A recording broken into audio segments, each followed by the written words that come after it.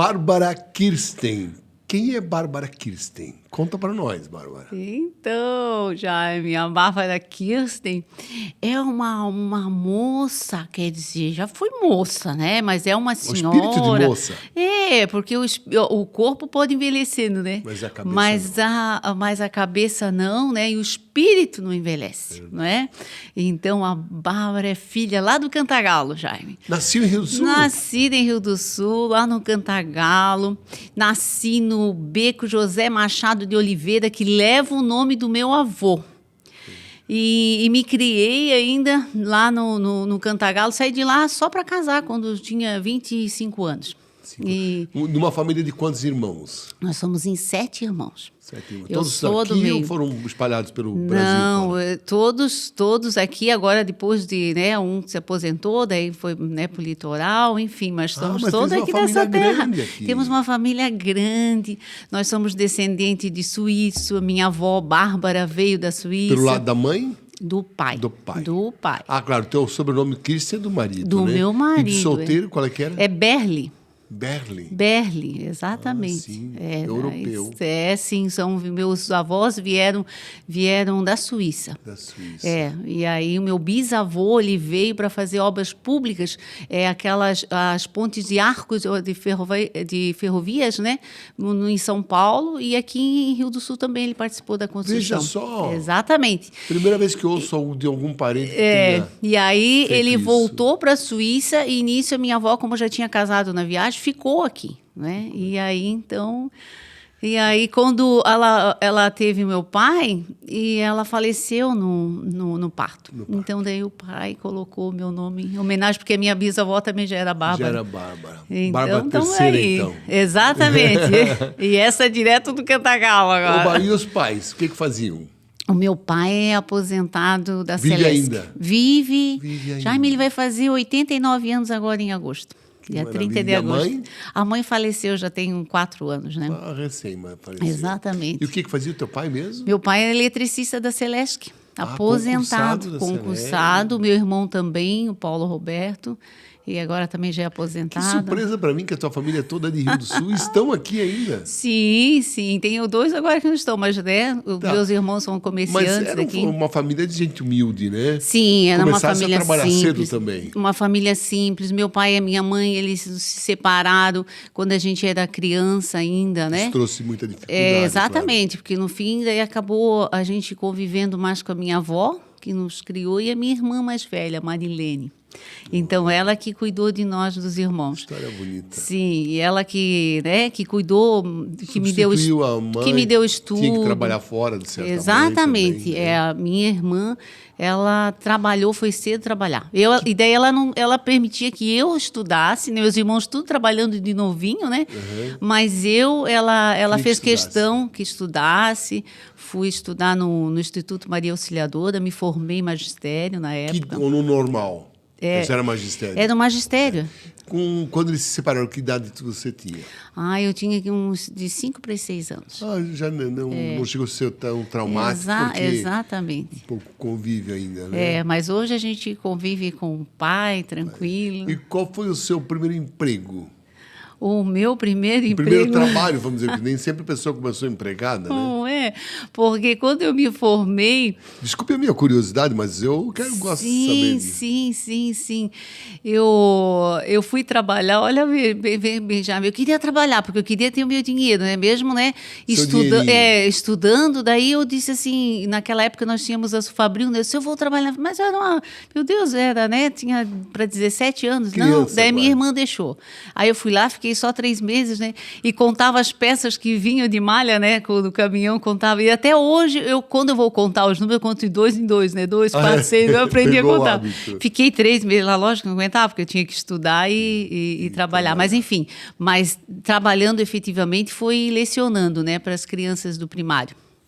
Quando eu fui a Florianópolis fazer o pré-vestibular, que eu queria fazer a assistência social. E aí lá, não passei no vestibular para federal. Sim. Que daí na época eu fui para lá, dei aula. Chegasse a cursar um curso superior? Ou... Depois eu comecei o direito. E daí começou o direito. Comecei o direito.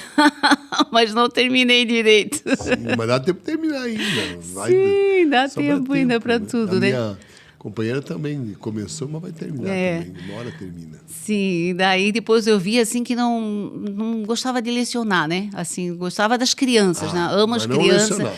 Não, daí tive essa experiência, fiquei lá dando aula para as crianças, lá em Florianópolis, na época que eu estava fazendo o pré-vestibular, né? Depois fiquei mais um ano. Aí quando eu resolvi voltar, né, para Rio do Sul, que eu fiquei 2 anos lá, e aí tinha uma vaga no banco, no Unibanco, né, de trabalho. E eu fui lá e daí comecei a trabalhar no banco. E lá Fiquei 2 anos, até casar. Fiquei lá aí no casou, Unibanco. começou a ajudar o marido. Daí me tornei comerciante para ajudar o meu marido. Quando é que entrou na política? Então, Jaime, eu entrei na política. Primeira experiência política foi em 2000, na primeira eleição. E aí, então, porque nessa época, em 98, eu tive o primeiro contato com a fé através da Igreja Universal.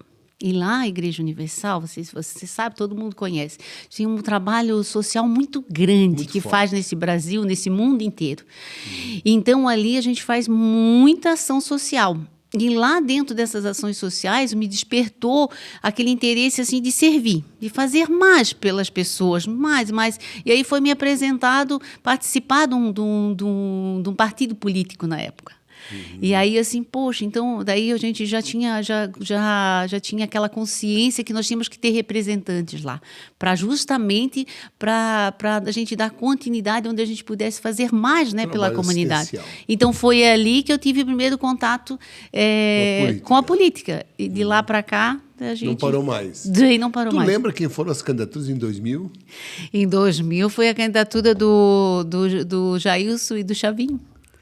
Isso, que saíram E vitoriosos, daí eles né? iam assumir em 2001, né? 2001. Foi vitorioso. Eu cheguei a trabalhar com eles, a secretária da atendimento, recepcionista Olha lá. só, Sim, olha fui para lá. Porque E desde então não perdeu essa veia pela política. Exatamente. Depois tu renovou a tua candidatura, não foi? Aliás, tu chegou a ser uma vez candidato, 2 vezes, não lembro. Sim, eu fui 3 vezes candidata a vereadora. Na primeira vez foi em 2003, naquela eleição que deu a vitória para o Milton. Mas assim, eu fui pego de surpresa. Eu fazia parte do partido, né? Das comissões provisórias. Então, a gente sempre era chamada para participar das reuniões, né? Isso gostava muito, né? Eu gosto muito desse movimento político. Exatamente, né? E aí, então, lá, assim, botaram eu lá de candidato, o partido, né? Convidou, em cima da hora, fui candidata a vereadora pela primeira vez. Aí fiz 300 e poucos votos, me lembro. Foi bem pela primeira vez? Mas foi assim, bem em cima do, né? Do laço. Foi uma campanha muito, a gente aprendeu muita coisa até hoje. Depois, mais uma vez, fui com 500 e poucos votos, aí um pouquinho mais, né? Estruturada e tal. E na última com 800 e alguns votos. Aí quase chegou lá. Exatamente, bem por pouco. Voltou 100 e pouquinho votos. Daí, depois da última candidatura, daí eu disse, não, eu vou ficar fora, porque eu quis apoiar uma amiga minha que ia, né? Sim. E aí, então, eu disse, não vou. Tinha trocado de partido na época, tudo. E aí, eu decidi não ir. E agora, após muitas insistências, invocações...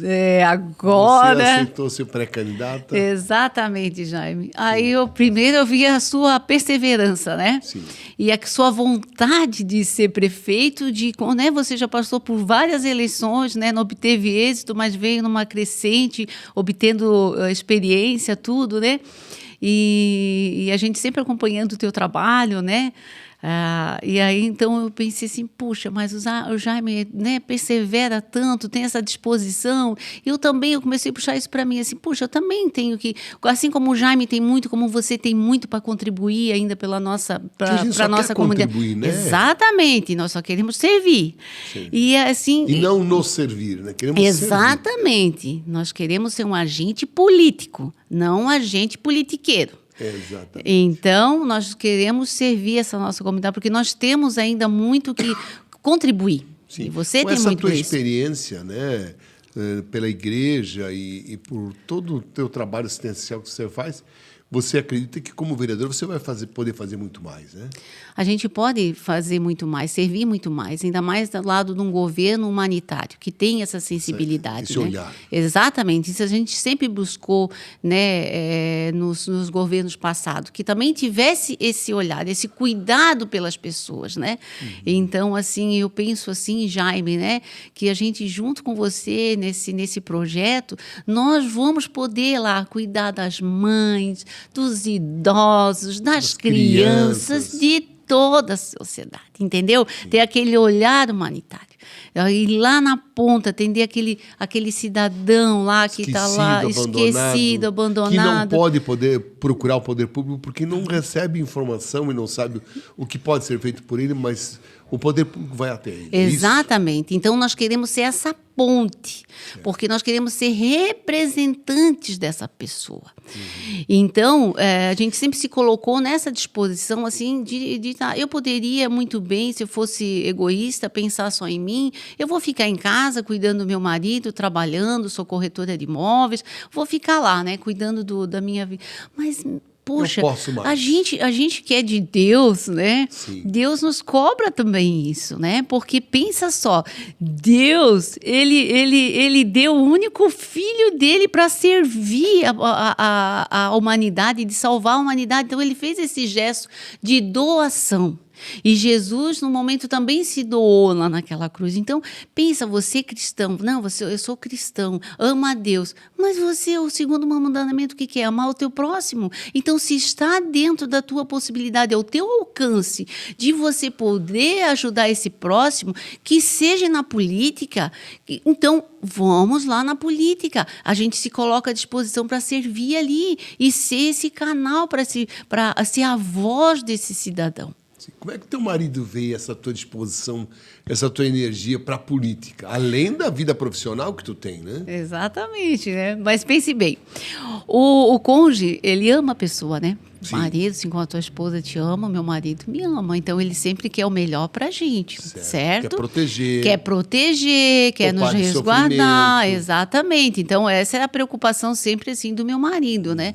Mas ele sempre disse, eu não posso impedir os planos, né? Principalmente os planos de Deus e os teus planos, eu não posso, né?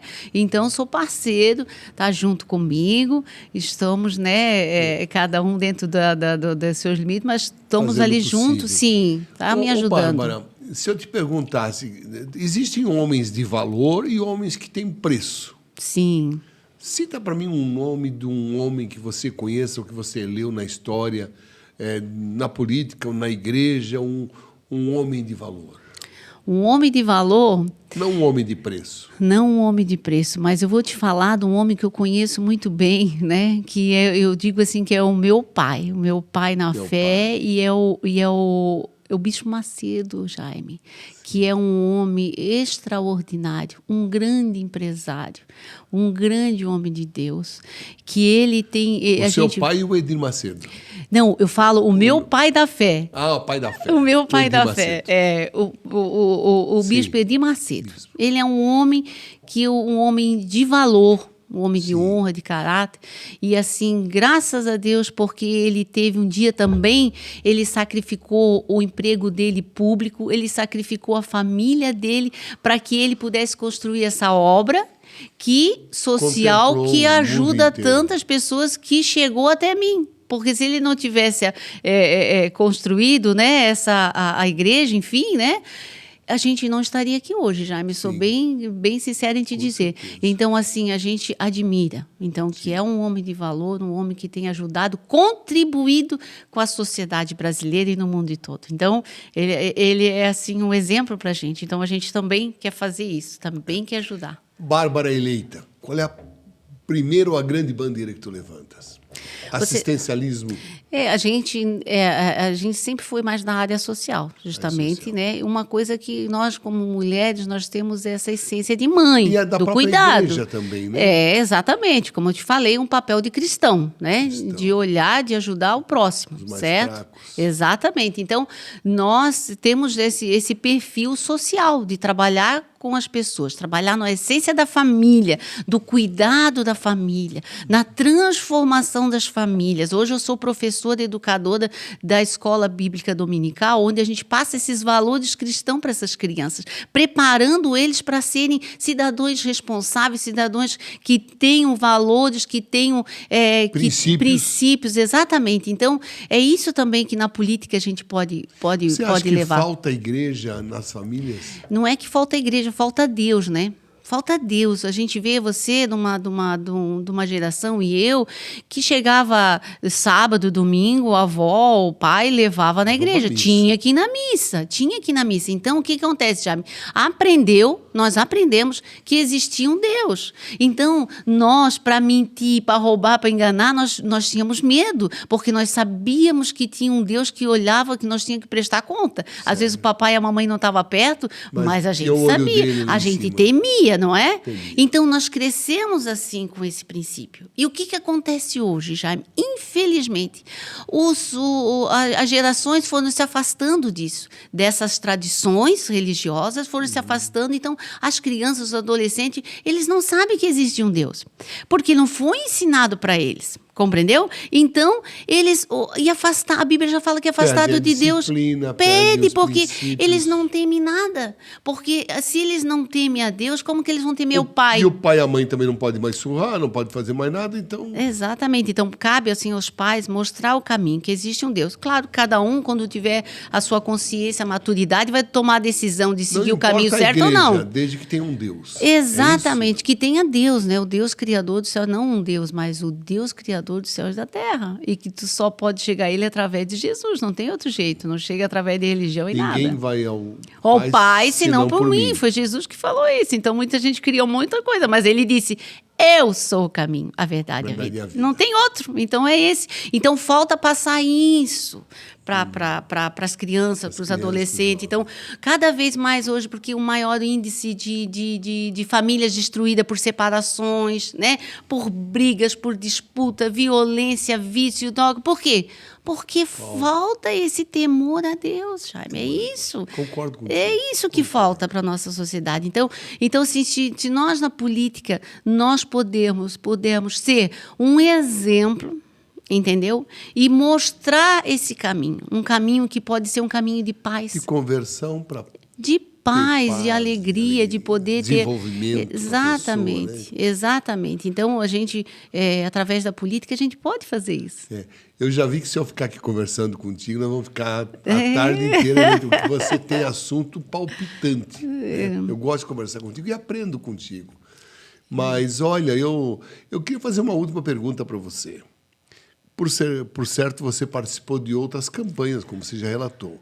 Como está esse teu curto e breve convívio com os teus colegas, 32 colegas que concorrem a uma vaga de vereadores dentro da nossa estrutura partidária? Está sendo saudável? Está sendo harmônico? Está sendo construtivo ou mais ou menos? Como é que me diz isso? Eu vejo isso, a primeira vez que eu participei de uma reunião com eles, assim, que são vários assim que a gente conhece, né? Viam algumas mulheres novas ali, eu vi aquela alegria, aquela disposição das mulheres de estar ali na política. Aquilo me chamou muita atenção, sabe? Eu tinha me comentado sobre isso. Me chamou muita atenção, assim, eu disse, poxa, olha só, que bom, temos mais mulheres assim, sabe, donas de casa, empresários, que querem participar da política. Então, isso ali, a mulher já faz a liga, né, Sim, Jaime? Onde tem mulher, ela já faz aquela liga ali entre as pessoas. E aí eu vi, assim, também no grupo, no geral, aquela vontade de participar da política. E eu vi assim que não tem, que são iguais, entende? Que querem, que não tem estrelismo. Exatamente, que não tem estrelismo, que eles estão ali unidos e estão assim com disposição. Disposição assim do novo, disposição de servir, disposição de fazer história e de ajudar. Você se sentiu bem? Eu vejo assim a simplicidade de cada um. Eu gostei muito. Você se sentiu bem? Gostei muito, estou gostando muito desse grupo, né? Que bom, fico feliz. Tens mais alguma coisa que gostaria de dizer? Jaime, olha só, a gente está nesse projeto junto com você, junto com esses nossos colegas aí para vereança aí, né? Exatamente, e os outros partidos que estão juntos aí também, né? Então, eu vejo assim que é um novo, sabe? Uma forma nova de administrar, uma nova forma de fazer política, né? Desde já essa pré-campanha, né? A gente está vendo um diferencial, né? Mas tudo isso porque nós nos espelhamos em você, né, Jaime, que é o nosso líder da condução desse processo aí todo, né? Porque você passa para nós essa vontade mesmo de, não, eu quero ser prefeito porque eu quero contribuir, sabe? Não é que eu quero mudar isso. Não, eu quero contribuir, eu quero dar toda essa experiência que você teve de gestão lá na Unidade, né? Toda a nossa universidade que é um orgulho para nós. É um orgulho aqui para o nosso Alto Vale, né? Às vezes viajo assim para outros lugares, vejo as faculdades por esse 1000, mas nós temos essa estrutura toda. E daí tu pensa, se você fez lá na universidade tudo aquilo, o que você não pode fazer para o Rio do Sul? Melhorar o que já está, ampliar, né? Continuar com os programas que aí estão, mas fazer um pouco mais dados, porque cada um de nós tem algo para acrescentar. Então, se tu tiver essa oportunidade, com certeza vai fazer a diferença. E nós lá junto vamos te ajudar no rumo, na condução dessa administração. Valeu. Obrigado, Bárbara. Obrigado pela oportunidade, Jaime.